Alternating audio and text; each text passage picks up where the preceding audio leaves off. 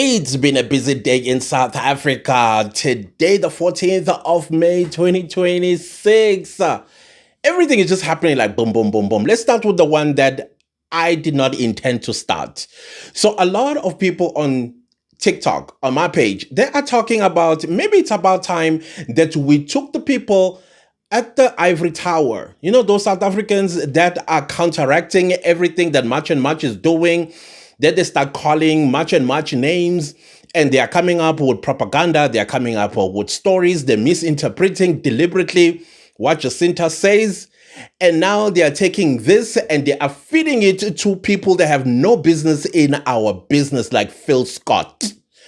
And so I said, listen, there was a video that was posted by the African Diaspora News Channel, the South African wing of it, presented by Refilwe. She made some rather defamatory remarks, including the title of the video, calling Jacinta the leader of xenophobic group. And then she goes on into her opening statement, accusing Jacinta Ngobese Zuma of hate or anti-black. So anyways, I said, sue them. Sue both Phil Scott, the owner of the channel, as well as Refilwe. Phil, he endorses this nonsense because before a video goes up, he should, as a editor-in-chief, he should be the one that commissions the video. So he commissioned it and said, great, sue him. And then the presenter herself, who was presenting the video with such pride, as if she's done something great for humanity. So now the discussion is, anybody that is going to falsely make statements that they cannot prove or were not proven or declared by a court of law in the country, they should be sued. That is another way of South Africans fighting back anybody that is pushing back at Much and Much and everybody that is involved in defending the honor of this country and protecting the children of this country because of illegal foreigners. Something they don't get when you say illegal, because they are living up there on the ivory tower. So yeah, others are living in America. Anyways, I want to start with the story. Guys, a lot is happening in South Africa, and I've been following all these stories that are happening. And today I decided to have my Jacob's Croning coffee black, because sometimes you're just gonna have it black, nice and strong, like me. Okay. Poor lips. Okay, so let's start with the story that South Africans don't really like, but it's important that it is covered, because I have said some few things in the past. If you were following me since the story broke in 2023, if I'm not mistaken, Thabo Bester and Nandipha Makutumana, and you know what happened, right? So the story of Nandipha, who says, I was kidnapped when I was brought back from home, from Tanzania. That's what I'm trying to say. No extradition treaty processes that were followed, etc., and so on. Which, by the way, I know you're not going to like what I'm going to say. I agree with her, because there are processes to extradite a person. What happened there, as the courts have ruled that she did not scream and kick and said, no, I'm not coming back. She allowed herself to be arrested and brought back home without any contest, any protest, or anything like that. That's what the ruling was all about. Now that she's lost in the High Court, I believe in the Supreme Court of Appeal, now she's going to the Constitutional Court, where I think she stands a chance of being released from custody because of the discrepancies in extraditing her back to South Africa. I mean, when you get extradited, you need to follow court processes. Those court processes were not followed. I think even if the person did protest or didn't protest, the law is the law, in my opinion. Yeah, you can come for me for that one, because I know this story, people don't like it, but that's why I'm starting with it. So let's read an article from the SABC that was published the 14th of May, 2026 at 2:05 p.m.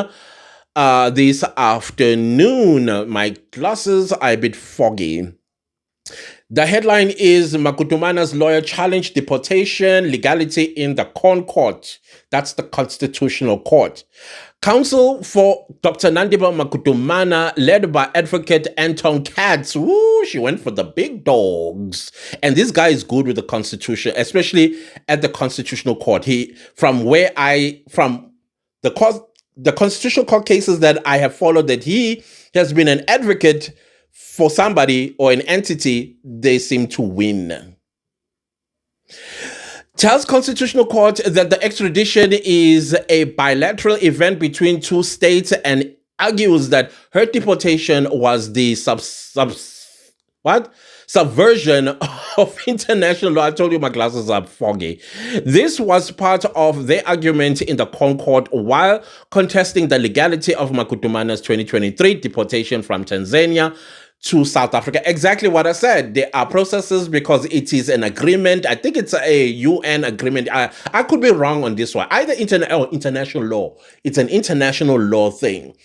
That the processes that need to be followed. If you look at the Gupta case, the Guptas couldn't just be brought to South Africa. There had to be a process in Dubai to bring them back. That means a court in Dubai would have to make a ruling after arguments why these people should be brought to South Africa through extradition, whatever. And the latest one is Bushiri. Bushiri, same thing. He was not just when Lamula went there and brought him back. No, there had to be a court process because that's what the international law requires for that to happen. Kat says Makutumana's deportation was rather an abduction than a lawful extradition. I do believe that when you go to the Constitutional Court and you are arguing, your first argument was abduction, like she said, I was kidnapped. All the appeals that you do, you need to stick to that ground. You cannot change it now because you heard the court in the lower court say, well, you did not scream and kick. So she can no longer now add that and say, well, the reason why I did not scream and kick is because I was still in shock or whatever the case might be. So she needs to stick to the abduction ground of why she's making this challenge. Dr. Nandipha Makutumana has taken her appeal to the Constitutional Court after her failed bid at the Supreme Court of Appeal in Bloemfontein. In her application, she stated that her deportation was unlawful and invalid. Kat says Makutumana was brought to South Africa in a disguised extradition. I agree with this point, and I've been saying this for the longest time. I know y'all challenged me and I understood, because the thing is, when you listen to me and you listen to me with emotions, you and I are going to clash. Rather than you looking at what the law says, because I'm speaking based on the law. It's not what I sucked out of my thumb, right? So if you get your little emotions get worked up again, please don't make a comment, because you and I are going to fight in the comment section. I promise you that. In order to appreciate what this concept of a disguised extradition is, we would submit a pressed principle that looks at what is an extradition. We say extradition is a bilateral event between two states. That's the end of the SABC article, and I don't want to lie, I agree with the argument that is being put on the table by Katz in the Constitutional Court. I agreed with it in the first place when she was in the Bloemfontein High Court. I was quite surprised that the Supreme Court of Appeal upheld the judgment of the High Court. I was like, oh, really? So I think the Constitutional Court is going to come up with a different finding. I mean, it's going to overturn the Supreme Court of Appeal. That's my opinion, but we'll see how it all goes at the end of the day. So mark this video. So let's go to the second story that the person you don't like. I don't like the person either. I think they're useless and they suddenly woken up from their slumber because the elections are here. So I got an article from IM News, and it was published 14 May 2026 at 12:30 a.m.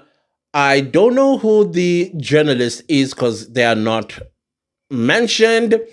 So let's hear what the mayor of Johannesburg has to say. I kind of like, all right. Johannesburg Mayor Dada Muraro has requested military support for the cleanup of the city's inner city, specifically targeting the notorious Marble Towers area. The mayor's appeal comes in the wake of law enforcement efforts to dismantle illegal business structures on Small Street, which have encountered resistance. Moraro's request is aimed at addressing the historical resistance faced by the city officials from those conducting illegal businesses in the Marble Towers. Imagine, these are illegal foreigners, by the way. From what I heard, with everything that is transpiring in the CBD, they have decided to lodge a court action against the city of Johannesburg, and you already know who is responsible for this. Yeah, I don't have to tell you. They've been taking South Africans to court all the time. Even when something is illegal, for some reason, they want to make it legal. For example, I believe that their argument is that there's no alternative accommodation. This is not residency where you lay your head. And that provision in PI Act does not provide for illegal business structures that are built in the city of Johannesburg. So they are going to waste their money going to court. The mayor is expected to write an official letter to the Defense Force seeking additional support as the city faces the challenge of tackling crime and illegal activities in the area. And I get his point. That place is dangerous. Dangerous, and it has been enabled by the very same illegal foreigners with their businesses, because a criminal would pew you, run and go into these stores. They go into these stores, and now you don't know which store they went into. Even if you did see which store they went to, those Pakistanis, Ethiopians, and Nigerians are going to flat out lie to you and say, no person entered here. And if somebody snatch your phone, most of these guys, they're fixing cell phones. And you'll find that your cell phone that was stolen from you is found there. And many a times, cell phones, especially iPhones that are snatched from us, they ping there in those businesses downtown Johannesburg around the Marble Tower or Marble Towers. So I kind of see what his idea is. The potential deployment of the South African National Defense Force has sparked a debate over the role of the military in law enforcement and its implications for democratic governance. Critics argue that the use of military force in urban settings can undermine civilian control and lead to human rights abuse. Right now, we can use anything that is going to help the people of South Africa out. If Dada Muraro wants the military, before I had the very same mentality, like, oh, the military is not trained for the civilian control. South African police service have proven over and over, hence we are in the mess we are in. And you say law enforcement, they are corrupt. They take money from these people. Most of these people are their friends. But if you bring the army where they have no relationship with any of those so-called businesses, we'll get the job done. So I'm with Dada Muraro this one. I'm telling you, I am with Dada Muraro and these critiques. And yeah, I see the implications. Listen, I've gone to a point where I'm saying some will fall between the cracks. I mean, in a war, you will get casualties. So, well, but the message, loud and clear. And some of these guys, the foreign nationals, they come from war-torn zones, and seeing military uniform, it's traumatic for them. So they won't dare. And they won't dare. No, Dada Muraro, I agree with you. I hope you are going to succeed in your quests for getting the military to come and assist. The crime downtown Johannesburg is ridiculous. We're sick and tired. And then the final story of my today's I think maybe I'm liking this. I think Let me know if you like this, where we like combine stories of the day, and then I'll give you my opinion on them. So finally, Cyril Ramaphosa has fired you know who. Tolesha. I have been avoiding this story for a while, and the reason why I'm avoiding this story is because it's ANC, guys. What is it that surprises you about the ANC? This woman, the way, in my opinion, she's so evil. I just thought, let me not say anything. How do you hire somebody under false pretenses, using South African letterheads and all of that stuff, and only to make that person work as a domestic and a nanny in your daughter's house? And on top of that, you tell her contribution to groceries is half of her salary. Where have you ever heard such evil in your life? Where have you heard such evil? She doesn't have responsibilities at home? No, come on, people. So, as I've said, yekani ukudlala ngemsebenzi. And two, uNkulunkulu uzokushaya. God is not done with her. God is not done with her and her family. And you will see what I mean. So this article is from The Star. It has been a long time I haven't read The Star. Yeah, that's because I'm moving away from mainstream media. But I was trying to find The Citizen, because with The Citizen I can trust. I can trust The Citizen, but I haven't seen The Citizen.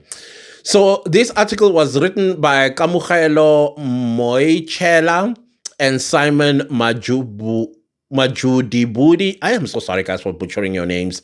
Published 3 hours ago. This article, and the headline says Ramaphosa bows to pressure, fire Social Development Minister CCCC Toleshe.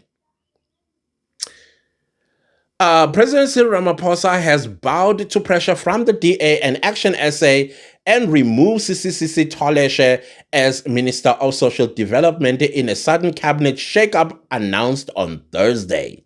Being today, in a statement released by the presidency, Ramaphosa confirmed that Toleshe was dismissed in terms of Section 91, subsection 2 of the Constitution, which gives the president authority to appoint and remove ministers. Somebody once says to appoint and disappoint.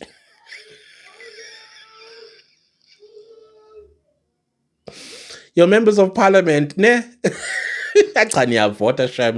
Ramaphosa's decision to dismiss Toleshe followed mounting pressure from political parties calling for her removal over allegations linked to 2 luxury vehicles reportedly intended for the African National Congress Women's League, ANC Women's League, ANCWL in brackets. The vehicles, a white and a yellow Bayak Beijing X55 SUV, are each valued at between 400,000 Rand and 500,000 Rand, bringing their combined estimated value to nearly 1 million Rand. I can't. Sometimes when you beg for trouble, this lady, she really did.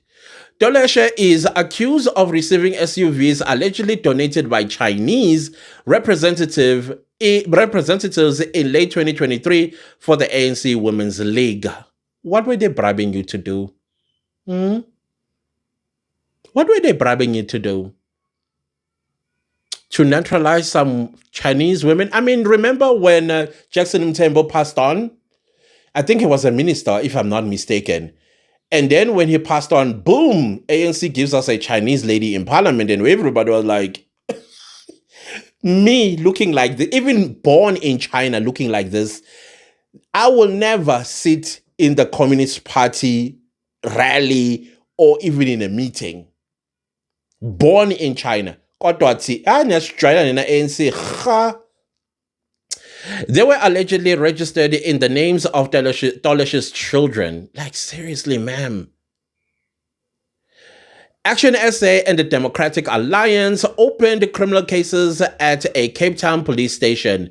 They approached Parliament's Portfolio Committee to request an inquiry into allegations of maladministration within Tolesha's department. I need to ask a question.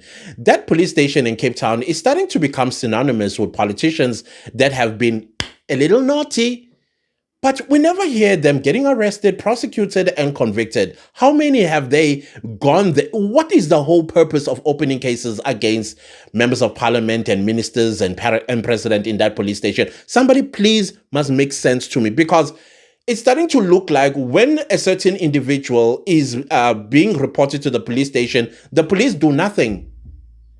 No arrest, no investigations, no prosecution, nothing.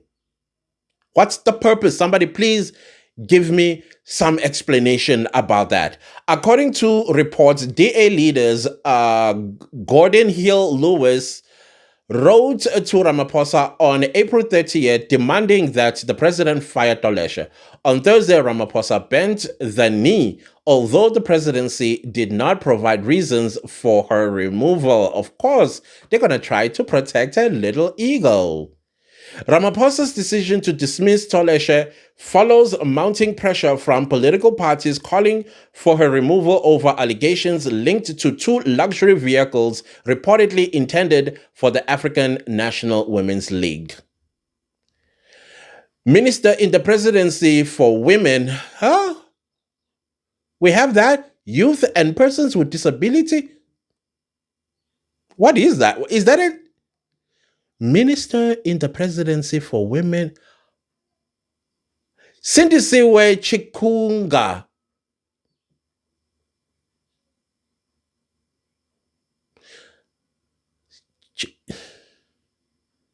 Hi.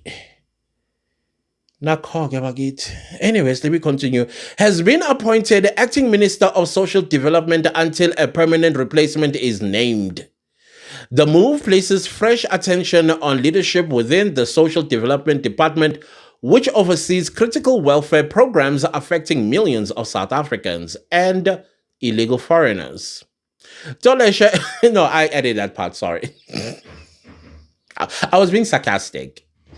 Tolesha, an ANC Women's League president, how is it?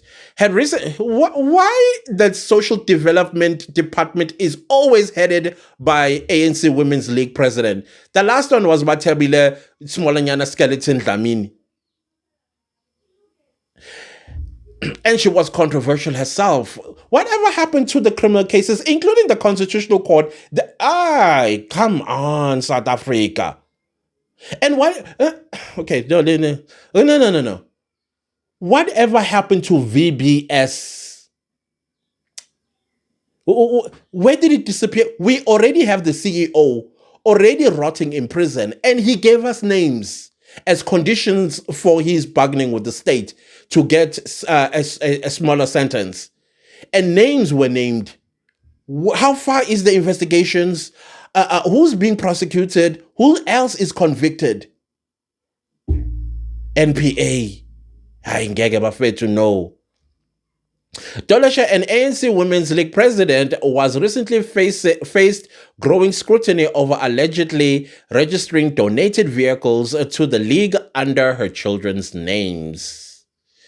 I'm almost done. The DA national spokesperson Jan de Villiers previously said the charges include allegedly lying to Parliament. Isn't that perjury and it's a criminal offense? A potential offense of fraud and a violation under Section 27 of the powers, privileges, and immunities of Parliament and provincial legislators. Ooh, what a long law. Yeah, that's what I was saying. It's a violation of a Criminal Procedure Act, as well as fraudulent vehicle registration under the National Road Traffic Act and possible theft. Are we going to see her in handcuffs? Are we going to see her coming to court? No? No. Okay, got it. Action SA MP Darlene James also filed criminal charges against Tolesha, accusing her of misleading Parliament about the source and use of the vehicle allegedly donated to the ANC Women's League. James additionally lodged complaints with the Public Protector and Parliament's Ethics Committee alleging breaches of the Executive Members Ethics Act and the Code of Conduct.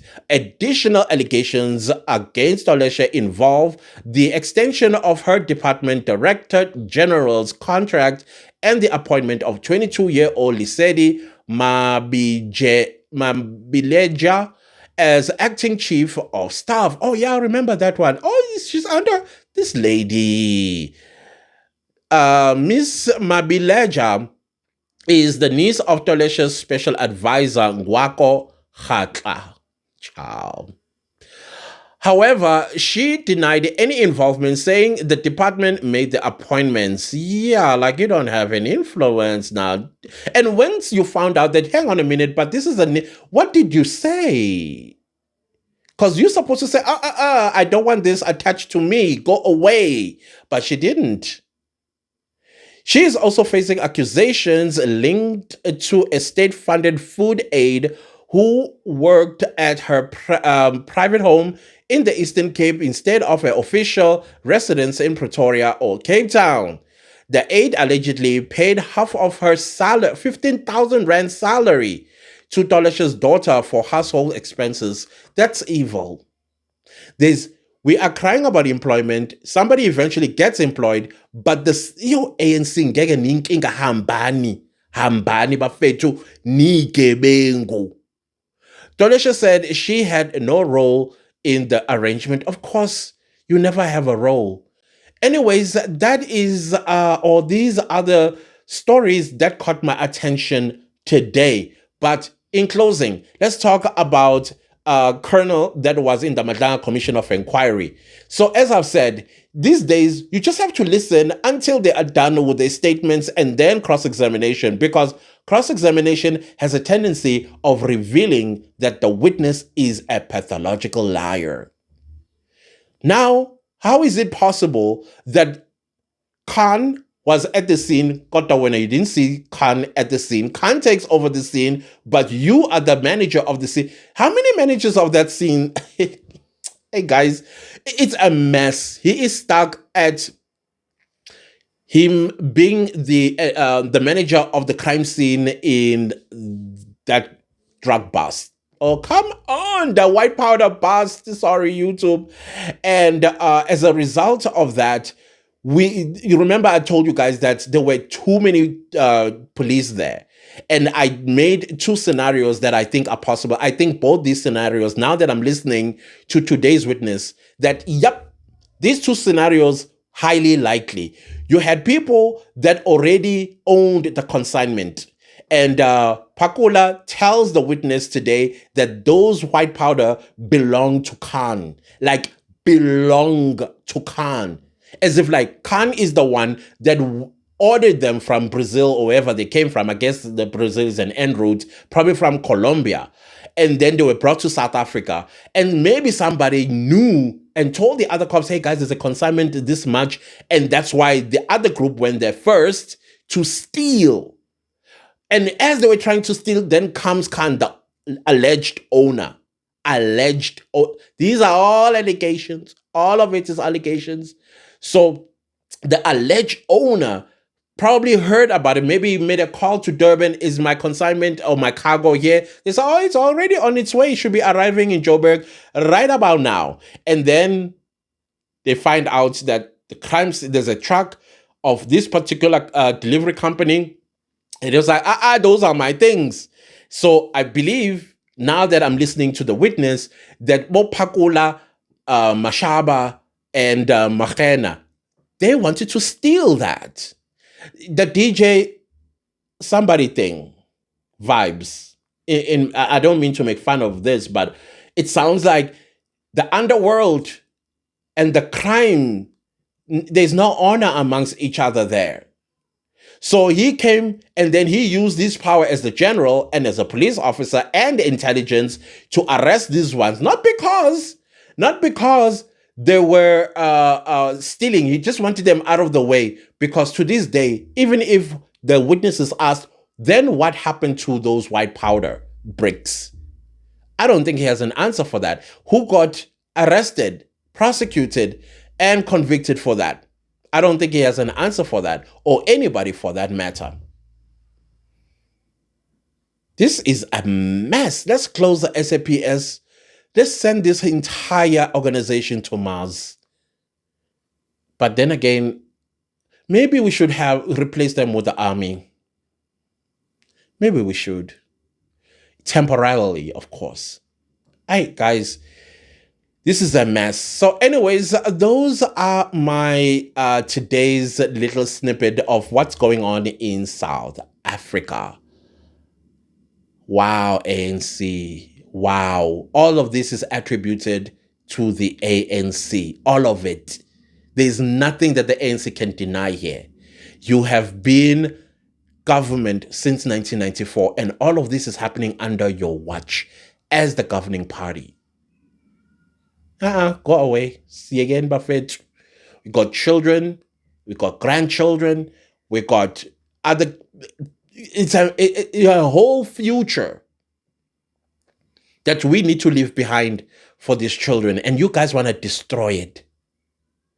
No, hamban nje. Hamban. But I agree with Dada Muraro with the military downtown Johannesburg. And yeah, they must not be there forever. Maybe a 6-month thing. Control the crime there, and the people, especially the removal of illegal foreigners, like go away. Go away. Go back to your country and fix it. Anyways, I'll see you guys a little later. Thank you so much for listening. Thank you so much for your support. Whatever you do, take care of yourself, take care of your family, take care of this beautiful country of ours. Guard her jealously. And all the people in the Eiffel Tower, we are now going to start defending ourselves using what is available to us, the courts. You say something that you know you can't substantiate, you're going to have to give some money. Yeah, so you can learn a lesson. Stick to the Ivory Tower because you all have a problem up there. You can't buy a house, but they can give you credit for a car. You know what I'm talking about. Inequality in salaries. That's the stuff that you guys are supposed to be fighting up there. What are you doing down there in the grassroots? I'll see you guys later. Goodbye.